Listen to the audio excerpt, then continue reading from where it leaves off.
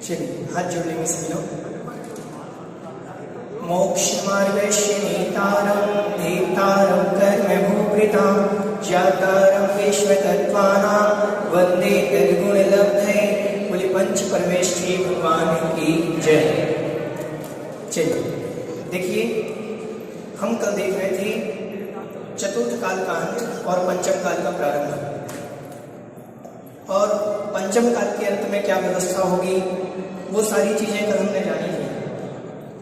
पंचम काल में धर्म की हानि होगी, और यहाँ पर जो भी धर्म प्रभावना होगी वह साधुओं के द्वारा होगी।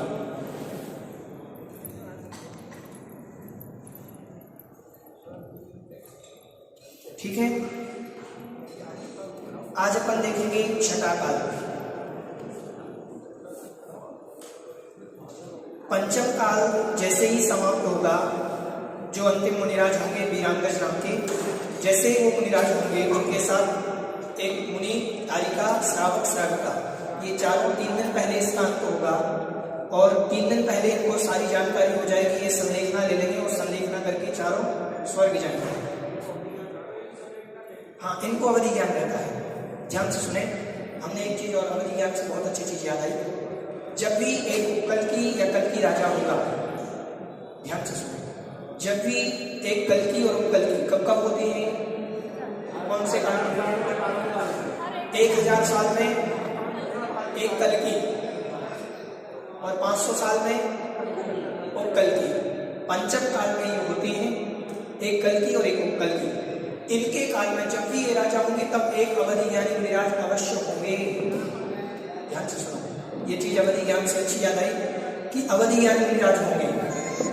जब भी उपकल्कि और कल्कि राजा होंगे, इनके समय एक अवधि ज्ञानी मुनिराज अवश्य होंगे।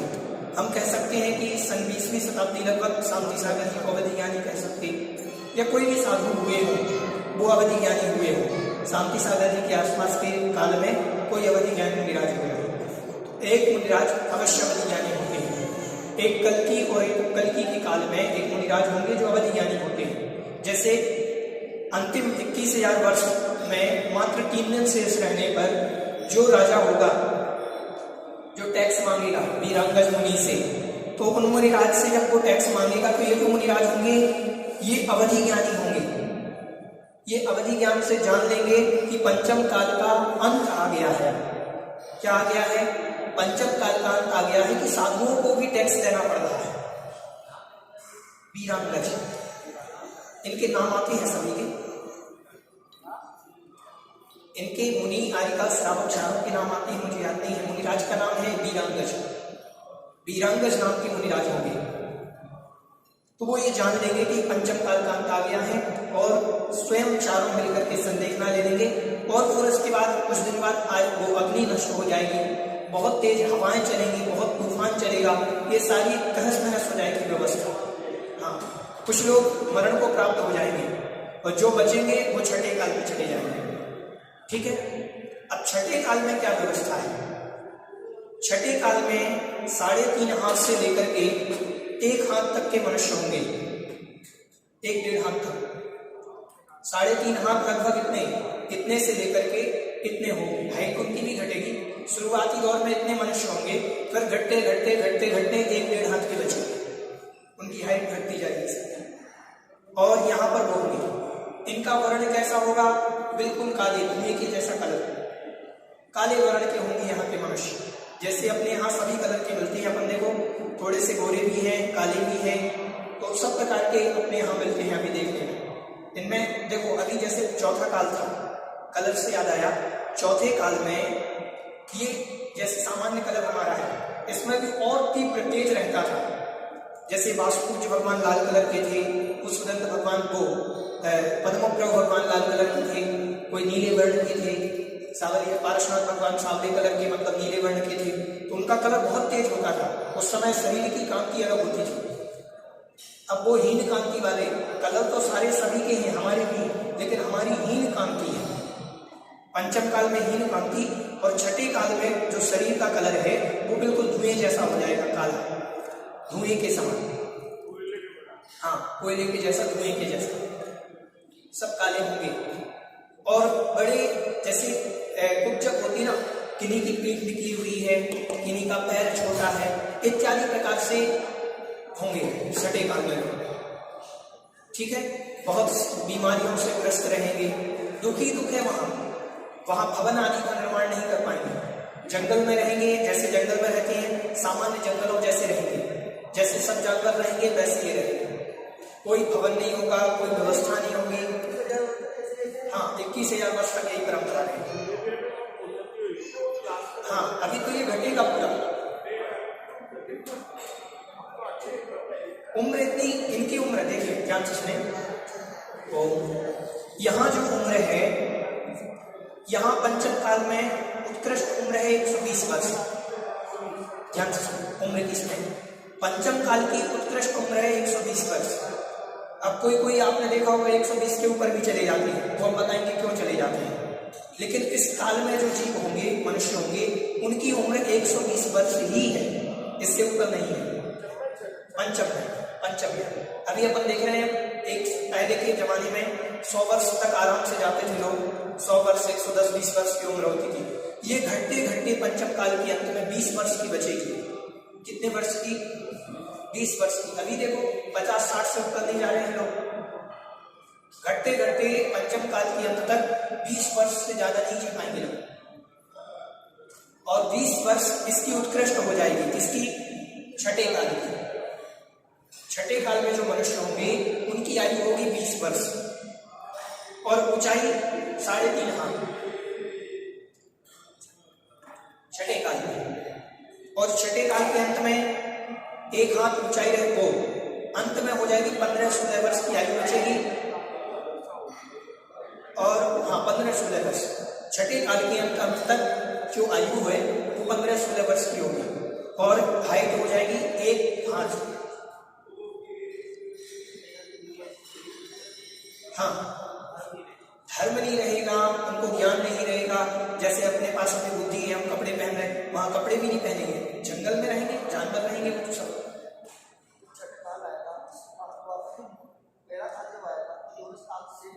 हाँ, व्यवस्था सेम है। हाँ, एक जैसे रहेगी, बताएंगे। हाँ, डबल बार तो है। उत्सर्पणी के पहला काल। हाँ, तो ये देखें यहाँ पर जो व्यवस्था है, अब ये जब जैसे ध्यान सुने,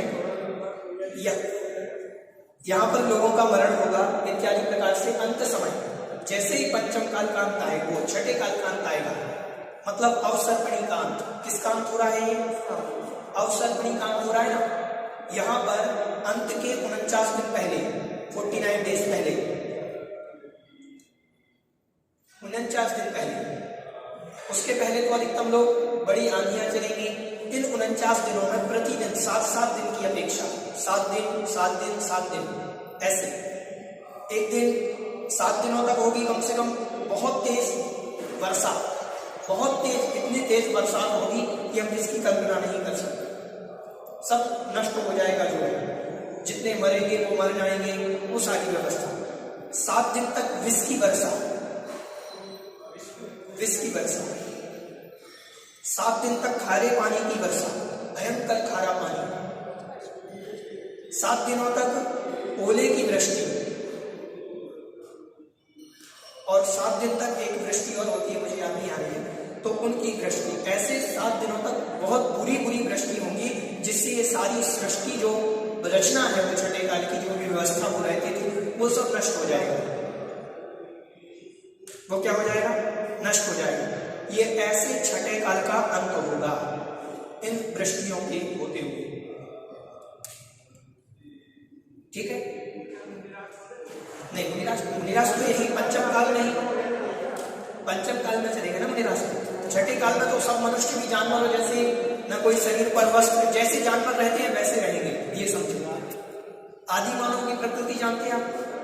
आदि मानव समझो, आदि मानव की प्रकृति, कंदमूल खाएंगे, जमी कंद खाएंगे, पेड़ पर लगे हुए फल खाएंगे, ऐसे खाएंगे। ठीक है, चलिए, जैसे ही इसका अंत होगा, अब आगे की सृष्टि की रचना कैसे हो, तो इसकी कुछ व्यवस्थाएं विद्याधर करते हैं। हमने आपको बताया था, एक कौन सा क्षेत्र है? नाम बताओ क्षेत्र का।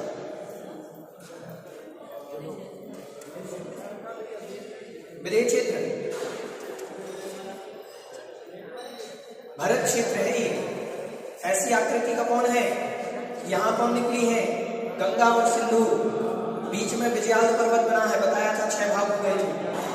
आप लोग रिवीजन नहीं कर रहे हैं, फिर हम आगे कैसे पढ़ाएंगे? इसके आगे कोई वहां पहुंचना है, ठीक है? ध्यान से सुने, ध्यान से सुने। अब जैसे ही पंचम काल, ये मान लीजिए पृथ्वी है जहां हम रहते हैं, सारी व्यवस्था है, ठीक है? जैसे ही यहाँ छठा काल आएगा तो यहाँ से गुफाएं बनी हुई है जहां से नदियां आ रही है। इस पर्वत को पार करते हुए नदी आ रही है ना। यहाँ ये पर्वत है कौन सा? हिम्मत पर्वत। हिम्मत पर तालाब बना है, यहाँ तालाब से नदियां निकली थी, ठीक है? तो यहाँ से ये विजयाल को कट करती हुई नदियां आ रही हैं। तो यहाँ पर कुछ गुफाएं बनी हुई हैं जहां से नदी आ रही है। अंदर पर्वत के अंदर गुफाएं बनी हुई है, विजयाल पर्वत के अंदर। इस विजयाल पर्वत पर विद्याधर रहते हैं। कौन रहते हैं? विद्याधर मतलब जो है तो मनुष्य, लेकिन उनके पास विशेष विद्याएं रहती हैं। तो वो विद्याधर कर्मा के वशीभूत होकर के जैसे ही छठे काल का अंत होगा, इनमें से कुछ मनुष्यों को, कुछ जानवरों को इस पर्वत के अंदर ले जाएंगे, उड़ा करके, उठा करके। हाँ, छठे काल के अंत में ये सारी जब होगी तो कुछ विद्याधर दया के वशीभूत होकर के यहाँ से इनको उठा करके, छठे काल का जब समय चल रहा होगा, उठा करके वो इनकी श्रेणियों में छुपा देंगे। किनकी श्रेणियों में? विजयाधर। अभी 49 दिन तक वृष्टि होगी नहीं तो इसमें तो सब मर जाएंगे, कोई नहीं बचेगा, क्योंकि ये क्षार इतनी 7 दिन तक भयंकर पानी, खारा पानी, विष की वृष्टि। अब जैसे ही विष की वर्षा होगी, ओला वृष्टि, तो ये विष की वृष्टि होने से ये पृथ्वी जो है सारी धुल जाएगी।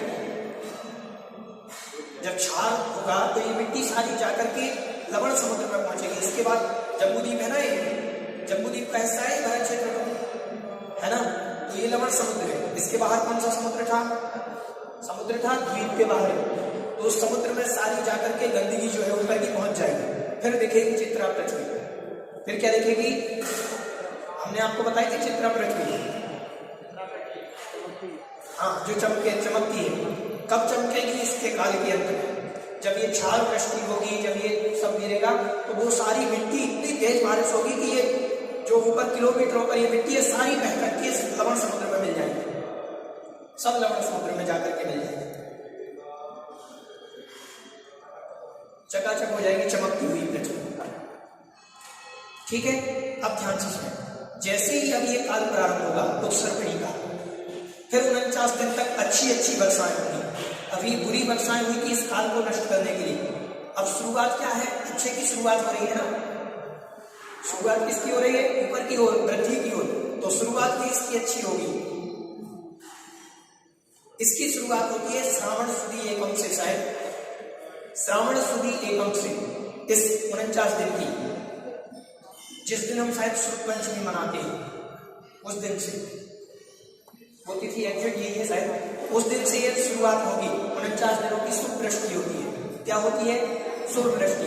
अब इसमें रसों की वृष्टि होगी, अमृत की वृष्टि होगी, अच्छी जो वृष्टियां होती हैं, अमृत की वृष्टि होगी, घृत की वृष्टि होगी।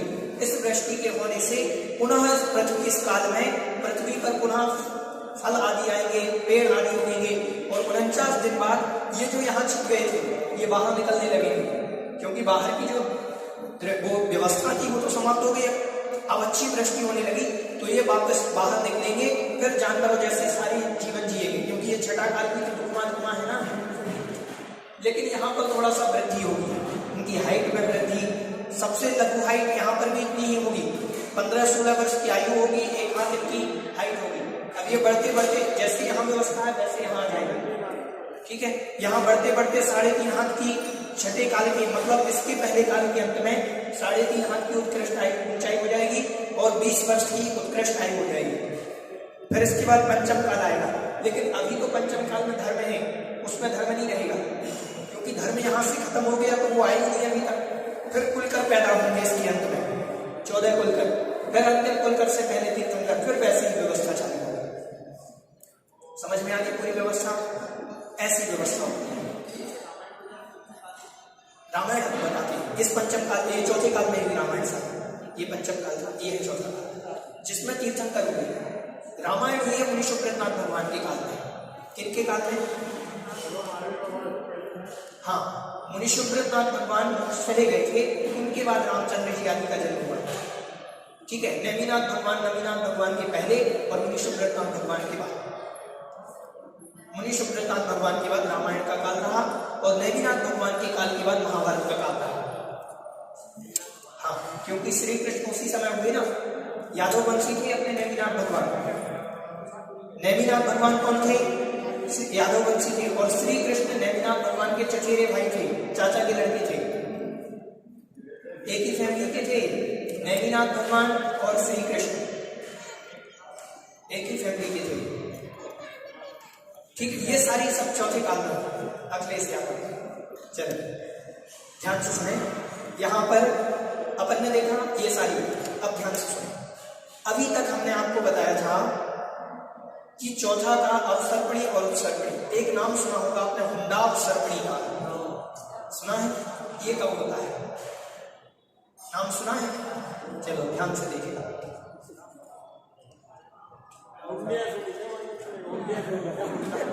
देखिए ध्यान से सुने, हुंड और प्लस अवसर्पणी,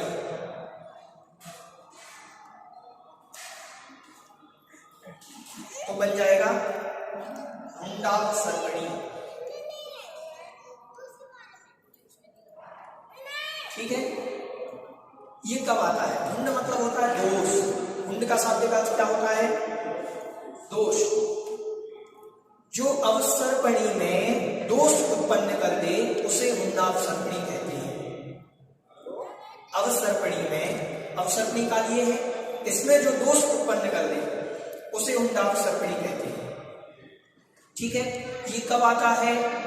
तो असंख्यात, ध्यान से देखिए, असंख्यात उत्सर्पणी और असंख्यात अवसर्पणी के बीत जाने पर एक हुंडावसर्पणी काल आता है। क्या आता है? हुंडावसर्पणी काल। असंख्यात उत्सर्पणी बीतेगी, असंख्यात अवसर्पणी बीतेगी और दोनों के बीतने पर एक हुंड नाम का दोष लगता है। और वर्तमान में जो, ध्यान सुने, वर्तमान में जो अवसर्पणी है इसमें हुंड नाम का दोष लगा हुआ है। वर्तमान ये जो काल चला है, वर्तमान का भी जो चल रहा है जिसमें हम जी रहे हैं, इस अवसर्पणी में हुंड नाम का दोष लगा है। मतलब असंख्यात वर्षों बाद ये हुंड नाम का दोष अभी लगना था, वो अभी लगा। हाँ, मतलब इस काल में लगा हुआ है पूरा। अब ध्यान से सुनो, ये क्या क्या कराता है, इसमें कैसे दोष उत्पन्न होते हैं, इनकी विशेषता हम बता देते हैं कुछ। हुंड नाम का क्या करता है?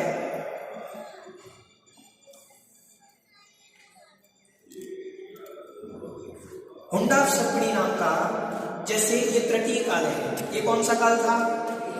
तृतीय काल क्या थे? भोगभूमि थी कि नहीं थी?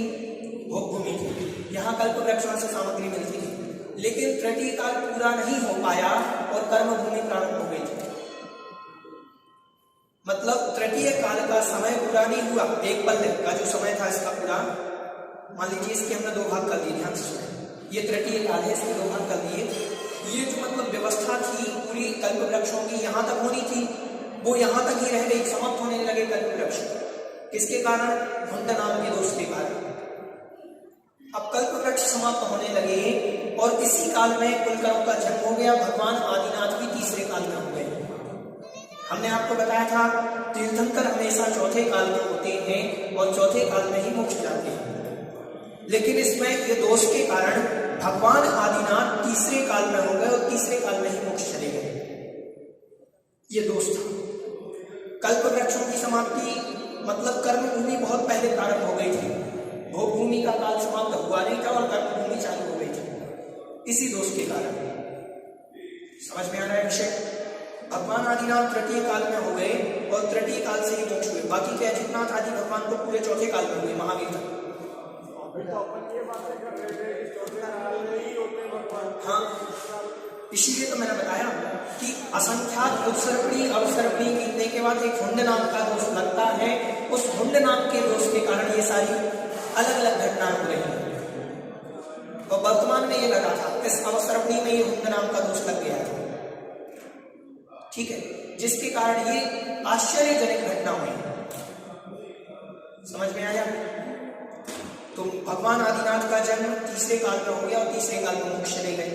कल्प वृक्षों की समाप्ति हो गई थी तीसरे काल के पहले ही समाप्त होने की, मतलब भगवान आदिनाथ को तीसरे काल में ही 80 कृषि वाणिज्य से कुछ खाना पड़ा, तीसरे काल में अंत में। ठीक है, फिर चौथा काल आया। अब चौथे काल में क्या होता है, कभी भी किन्हीं भी तीर्थंकरों पर उपसर्ग नहीं होता। ध्यान से सुनो, नियम है ये कि तीर्थंकरों पर मुनि अवस्था में, किस अवस्था में, मुनि अवस्था में कभी भी उपसर्ग नहीं होता। लेकिन हुंड नाम के दोष के कारण 7वें, 23वें और 24वें तीर्थंकर पर उपसर्ग हुआ। 7वें सुपार्श्वनाथ, 23वें पार्श्वनाथ और 24वें महावीर स्वामी, कभी भी तीर्थंकर पर उपसर्ग नहीं होता। लेकिन इस हुंड नाम के दोष के कारण तीर्थंकरों पर भी उपसर्ग हो गया। 23वें सुपार्श्वनाथ भगवान पर उपसर्ग हुआ। आपने कहीं कहीं देखा होगा सुपार्श्वनाथ भगवान की फण वाली मूर्ति मिलती है, कहीं कहीं आप जाओगे तो मिल जाएगी। सांगनेर जाओगे, सांगनेर में नीचे तलघर में विराजमान है सुपार्श्वनाथ भगवान की फण वाली मूर्ति। हमारे गांव में एक क्षेत्र है आदिश्वरी, तो हमारे गांव में भी वो सुपार्श्वनाथ भगवान की प्रतिमा के ऊपर फण बना हुआ है। वो इसका प्रतीक है कि इन पर भी उपसर्ग हुआ था। ठीक, तो ये उपसर्ग क्यों हो जाते हैं, क्योंकि हुंड नाम के दोष के कारण। नहीं तो तीर्थंकर जब भी मुनि बनते हैं, मुनि अवस्था में कभी उपसर्ग नहीं होता तीर्थंकर का। पार्श्वनाथ भगवान का उपसर्ग तो सबको याद ही है, इन पर भयंकर उपसर्ग हुआ। और महावीर भगवान पर उपसर्ग करने वाले रुद्र हुए। क्या हुए? रुद्र, 11वें नंबर के रुद्र, जिनका नाम महेश था। जिनका नाम क्या था? इनकी नाम, पत्नी का नाम पार्वती, जिनको आप सोच रहे हुई है, इनने महावीर पर उपसर्ग किया। थोड़ा सा केवल, हाँ, केवल ज्ञान के पहले, केवल ज्ञानी बनने पर उपसर्ग नहीं होता। मैंने कहा मुनि अवस्था में। कब होता है उपसर्ग? मुनि अवस्था में। पर कितनी भी शिलाएं पटक देना, कितनी भी शिलाएं फेंकना, वो शिलाएं चूर चूर हो जाएंगी, उनको कुछ नहीं होगा। कितने भी उपसर्ग करना ना, कितना भी पानी गिराना, कितने भी ओले पाले, जो कुछ गिराए, उनके साधना में कोई अंतर आने वाला नहीं है। भगवान पारसनाथ की, उनका शरीर ऐसा है। बच्चे सब नाराज सहना है, लोग कह देते हैं इन्हें बचाया, देवी देवताओं ने बचाया, ये क्या बचाएंगे भगवान को? समझ रहे हो? ये सारी व्यवस्थाओं को समझे तो ये समझना कि हुंडाफ सर्पणी दोष के कारण, हुंडाफ सर्पणी काल के कारण कुछ दोष उत्पन्न होते हैं, जो हमने आपको बताया कि तीर्थंकरों पर उपसर्ग। दूसरा, चक्रवर्ती की हार, थोड़ा सा लिखते जाए। चक्रवर्ती की हार, चक्रवर्ती कभी किसी से नहीं हारता, उसका नियम है। लेकिन बाहुबली से हार गए थे। कौन? भरत चक्रवर्ती। क्यों हार गए थे? ये हुंडाफ सर्पणी नाम का दोष है। किसका दोष है? हुंडाफ सर्पणी नाम का दोष। समझ में आया? धर्म का विच्छेद होना। हमने आपको बताया था कि धर्मनाथ भगवान, पुष्पदंत भगवान से लेकर के धर्मनाथ भगवान तक, जब भगवान थे तब तक तो धर्म था, उनके बाद जब गैप पड़ता था धर्म का विच्छेद हो जाता था। धर्म का विच्छेद कभी तीर्थंकर के बीच में, मध्य में नहीं होता। पंचम काल के, चौथे काल के प्रारंभ से लेकर के पंचम काल के अंत तक धर्म का विच्छेद नहीं होता, 1% भी। लेकिन 4 तीर्थंकर, 5-6 तीर्थंकरों के काल में धर्म का विच्छेद हुआ। ये हुंडाफ सर्पणी काल का दोष है। ठीक है, समझ में आया किसके कारण हो रही है सारी घटनाएं? हुंडाफ सर्पणी दोष के कारण। पंचम काल में भी नहीं, धर्मनाथ भगवान की बात, पुष्पदंत भगवान की बात हुआ, शीतलनाथ भगवान की बात हुआ, श्रेयांशनाथ, वाशुपूज्य, विमलनाथ, अनंतनाथ और धर्मनाथ, 7 भगवान की बात हुआ धर्म का विच्छेद। शांतिनाथ भगवान से चल रहा है आज तक, लेकिन ये विच्छेद भी नहीं होता। तीर्थंकरों का इतना प्रभाव रहता है।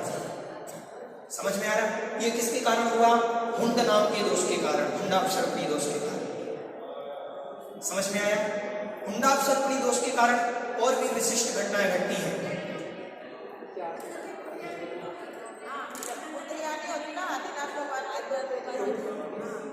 क्या नहीं होती? पुत्री। हाँ, तीर्थंकर के कभी पुत्री का जन्म नहीं होता। आदिनाथ भगवान के यहाँ 2 पुत्रियां हुई थी, ब्राह्मणी और सुंदरी। पुत्रियों का जन्म नहीं होता। हाँ, तीर्थंकर ब्रह्मचारी नहीं होते, हुंडाप सर्पणी काल के 5 तीर्थंकर बाल ब्रह्मचारी हुए, वासुपूज्य, मणिनाथ, नेमिनाथ, पारसनाथ, महावीर। ये 5 तीर्थंकर बाल ब्रह्मचारी तीर्थंकर नहीं होते। तीर्थंकर कैसे व्यवस्था करते हैं, ध्यान से सुनो। तीर्थंकर बाल ब्रह्मचारी क्यों नहीं होते? अरे उनके पास तो ब्रह्मचर्य की साधना का बहुत बड़ा साधन है मुनि बनने की बात, लेकिन मुनि के पहले वो व्यवस्था सिखाते हैं कि घर में कैसे रहना है, विवाह कैसे करना है, विवाह की सारी पद्धति, संस्कार, घर के रहने के संस्कार, सारी विधि सिखाते हैं विधि विधान से। आजकल हम विवाह रात में कर रहे हैं, पाप कार्य कर रहे हैं, रात्रि में भोजन करा रहे हैं और इत्यादि प्रकार से विवाह की प्रक्रिया करा रहे हैं। अभी पूज्य सुधा सागर जी महाराज ने चक्रवर्ती विवाह, ये जो परंपरा है, याग्निक की परंपरा, ये सारी विधि से भगवान विवाह करते हैं और इस विधि से ही सिखलाते हैं कि विवाह कैसे करना है और फिर कैसे घर छोड़ना है, ये भी विधि बतलाते हैं। समझ रहे हो? गृहस्थ में रह करके गृहस्थी कैसे छोड़ना है, ये विधि उनसे सीखने मिलती है। ठीक है, तो ये जो बाल ब्रह्मचारी हुए 5, ये बाल ब्रह्मचारी नहीं होते, ये हुंडाप सर्पणी काल का दोष है। ठीक है, मुनियों पर उपसर्ग नहीं होता, तीर्थंकर मुनि पर उपसर्ग हुआ। और भी बहुत सारे कारण हैं पंचम काल में। अब देखिए पंचम काल में क्या क्या घटना घटती है। पंचम काल में धर्म का विच्छेद नहीं होता इतने जल्दी, धर्म का विच्छेद नहीं होता, धर्म में अंतर नहीं पड़ता। लेकिन अभी आप देखो पंचम काल में, पंचम काल की शुरुआत ही है अभी, 2544 वर्ष से निकले हैं और धर्म की क्या हालत हो गई, हजारों धर्म निकल आए। ये धर्म की उत्पत्ति नहीं होगी। आज वर्तमान में आप जितने धर्म देख रहे हैं, इनकी उत्पत्ति नहीं हो पाती है। एक आध दो कोई होते हैं तिरले बिरले, बाकी के पूरे विश्व में जैन धर्म का डंका होता है। पूरे विश्व में जैन धर्म पंचम काल में भी। लेकिन हुंडाप सर्पणी दोष काल के कारण धर्म का विच्छेद हो गया कि जैन धर्म सिर्फ भारत में ही सिमट करके रह गया और भारत में भी कुछ प्रांतों में और कुछ प्रांतों में भी कुछ हिस्सों में बस ये धर्म सिमट करके रह गया। पंचम काल में भूतों की पूजा होगी, भूतों की मतलब व्यंतरों की। बाहर के देवी देवता पूजेंगे, भगवान को छोड़ेंगे लोग। ये सारे जितने बाहर घूम रहे हैं, जिनकी आप पूजा कर रहे हो, सब भूत हैं, सब भूत हैं, व्यंतर हैं और उनकी पूजा हो रही है। 16 स्वप्न देखे थे भरत चक्रवर्ती ने पंचम काल संबंधी। उनमें एक स्वप्न था भूतों का नृत्य होना। उनके स्वप्न में देखा था उन्होंने भूत नृत्य कर रहे थे। उसका फल भगवान आदिनाथ से पूछा तो भगवान आदिनाथ ने कहा था कि भविष्य में भगवान की ज्यादा, बीतरागी भगवान से ज्यादा व्यंतरों की पूजा होगी। हमारे मंदिर में इनसे पहले धूप वहां लगाते हैं कोने में, नीचे मंदिर में आप जाते हो, देखते होंगे। समझ रहे हो आप? तो व्यंतरों की आज सुनो, आज पारसनाथ से ज्यादा पूजा पद्मावती की हो रही है, धरणेन्द्र की हो रही है। भगवान को छोड़ करके आप संसारी देवी देवताओं को पूज रहे हो तो व्यंतर है। बीतरागी भगवान को छोड़ करके उनकी पूजा कर रहे हो, ये काल का प्रभाव है। उनकी ज्यादा पूजा हो रही है, उनकी ज्यादा मान्यता है। ठीक है, और काल के प्रभाव से और चीज आई थी मन में, हाँ भरत बाहुबली का तो हमने बता दिया ना। जैसे एक चीज और भरत बाहुबली, तीर्थंकर से पहले कोई मोक्ष नहीं जाता। तीर्थंकर से पहले भरत गए, वो बाहुबली गए, आदिनाथ भगवान से पहले, और अनंत वीर इनके पोते, आदिनाथ भगवान के ही पोते थे अनंत वीर। दोनों में से कोई भी, एक आगम में लिखा है कि अनंत वीर पहले गए, एक में लिखा है बाहुबली पहले गए। अपन को दोनों प्रमाण है, लेकिन दो पहले गए। हाँ ये नहीं, ये तीसरे काल में हो गए थे ना। भगवान आदिनाथ के पुत्र थे तो तीसरे काल में ही होंगे ना। हाँ तीसरे काल में हो गए थे, हाँ मोक्ष ले गए। अब तीसरे काल में सुनो, तीसरे काल में कोई महापुरुष ना जन्म लेता है ना मोक्ष जाता है, लेकिन तीसरे काल में गए, ये भी हुंडाप सर्पणी का दोष है। पंचम काल में इतना धर्म का विच्छेद होना। एक स्वप्न में आया था कि एक ब्राह्मण वर्ग की स्थापना करी थी। किन्होंने? भरत ने, भगवान आदिनाथ के पुत्र भरत चक्रवर्ती ने। किसकी स्थापना? ब्राह्मण। किस वर्ग की? भगवान आदिनाथ ने कहा था कि तुमने जो इस वर्ग की स्थापना करी है, जैन धर्म को नष्ट करने वाला सबसे बड़ा विध्वंसक ये होगा, ये वर्ग। और आज आप देखो उन्होंने सब जैन धर्म को मिटा दिया है। गिरनार किनके कारण गया? सब पंडे बैठे हैं, समझ रहे हो? तो इनके कारण भगवान आदिनाथ ने पहले ही कह दिया था कि तुमने जो ये ब्राह्मण वर्ग की स्थापना करी है, ये जैन धर्म का सबसे बड़ा विध्वंसक होगा। तो भगवान आदिनाथ तो सर्वज्ञ थे, वो तो केवल ज्ञान हो गया था, वो तो समझ में ये संसार चला रहे थे ना, ये राजा थे। चक्रवर्ती कौन थे? भरत थे। चक्रवर्ती तो ये थे, भगवान तो इससे विरक्त हो चुके थे। भगवान के राजपाट में कोई गलत नहीं होता काम। भगवान जब तक रहते हैं वो सारी व्यवस्था व्यवस्थित करते हैं, ठीक है, ये सारी व्यवस्थाएं होती है। भगवान जब तक जिंदा रहते हैं, घर में रहते हैं, ध्यान से सुनो, जिंदा रहने से मतलब भगवान जब तक गृहस्थ में तब तक उनके घर में किसी का मरण नहीं होता, चाहे दादा हो पिताजी हो, कोई भी उनके घर में रहते समय मरण को प्राप्त नहीं होता। ये उनका वैभव होता है, इतनी शक्ति होती है भगवान का, इतना पुण्य होता है कि वो किसी का मरण नहीं देखते अपने घर में। उनकी आयु भी तो थी 100 पुत्र की। भगवान 84 लाख पूर्व की आयु थी, 84 लाख पूर्व हमने आपको बताया था। अब 84 लाख पूर्व की आयु कितनी होती है? अब उसमें संसार में वृद्धि होगी, संसार में रहेंगे तो वृद्धि होगी, तो ये सारी संसार की व्यवस्था है। लेकिन उनके पुत्र कितने मोक्ष गए, कितने सारे संसार में रहे? आपके कितने पुत्र हैं, कितने मोक्ष मार्ग में रहे? भगवान आदिनाथ ने अपने पुत्रों को ऐसे संस्कार दिए थे, ध्यान से सुनो। उन्होंने जरूर ब्राह्मण वर्ग की स्थापना करी थी, उसकी क्षमा याचना करके स्वयं संसार को छोड़ करके, 6 खंड को छोड़ करके कहाँ पहुंच गए थे? संसार को छोड़ करके सिद्धालय में विराजमान हो गए भरत स्वामी। समझ रहे, उनसे कोई गलतियां हो गई, लेकिन उनने अपने पिताजी ने उनको ऐसे संस्कार दिए थे कि संसार को छोड़ करके वो वहां पर हुए, ठीक है, इत्यादि प्रकार से। अब एक और है, जैसे मारीच, आदिनाथ भगवान का पोता। भगवान के घर का कोई भी सदस्य गलत काम नहीं करता, लेकिन हुंडाफसर्पणी दोष के कारण भगवान आदिनाथ का गृहस्थ का घर का पोता, उसने 363 मत चलाए थे भगवान आदिनाथ से विपरीत, जैन धर्म से विपरीत। कितने मत? 363। ये हुंडाफसर्पणी काल के दोष है। पंचम काल में धर्म का जो ह्रास हो रहा है, धर्म नहीं हो रहा है, धर्म में रुचि नहीं है, मुनिराज विशलाचारी हो रहे हैं, मुनियों में शिथिलता आ रही है, ये सब हुंडाफसर्पणी काल का दोष है। इतनी शिथिलता मुनिराजों में नहीं आती। पंचम काल के असंख्यात मुनि लिखे हैं कि नरक निगोद में जाएंगे। किसमें जाएंगे? निगोद में, नरक निगोद में जाएंगे पंचम काल के मुनि। कुछ मुनि इतने जो ऐसे काम कर रहे हैं, जो अपने पास परिग्रह रखे हुए हैं, जो धन संपत्ति रखे हुए हैं, अपने नाम से पैसा कर रहे हैं, चर्या का पालन नहीं कर रहे हैं, उन मुनि की बात कर रहा हूं मैं, सही मुनि की बात नहीं। सही मुनि तो अपने स्वर्गारोहण करेंगे, अगले भवों में मोक्ष आएंगे। जो पाप कर रहे हैं वो कहाँ जाएंगे? तिलतुष्मात् तत्तो पहुंच जाएंगे निर्गोदम, ऐसी गाथा के अंदर आता है कि उन्हें वो जाएंगे सारे, ठीक है। तो ये सब पंचम काल का दुष्प्रभाव है, लेकिन हमारा ये सौभाग्य है कि हम इस पंचम काल के हुंडाफसर्पणी दुष्प्रभाव के कारण भी हम प्रभावित नहीं हुए। हमारा इतना पुण्य तीव्र था कि हमें आचार्य श्री मिले, सुधासागर जी मिले, पुण्योदय तीर्थ क्षेत्र मिला, और ये सारी व्यवस्थाएं मिली, इसमें हम पुण्य कमाओ। इतना पाप, इतना दोष होने के बावजूद भी हम पुण्य कर रहे हैं, ये हम सबका सौभाग्य है, ठीक है। ये सब चलो, बोले जगत कल्याणी द्वादशांग निर्वाणी माता की जय। बोधि समाधि परिणाम शुद्धि स्वात्मोपलब्धि शीर्षोक्ति सिद्धि चिंतामणि चिंतित वस्तुदाने त्वं मन्यमानस्य ममस्तु देहि नवाक्रमका।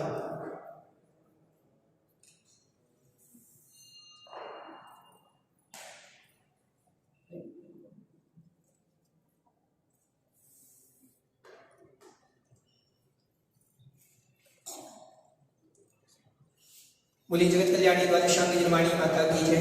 ये व्यवस्थाएं आपको आज पूरी याद करनी है, सब लोग डायरी अपने घर ले जाएं, क्योंकि कल अपन जो व्यवस्थाएं हैं, भरत क्षेत्र में कौन सी लागू है, ऐरावत में कौन सी लागू है, विलेय क्षेत्र में कौन सी व्यवस्था लागू है,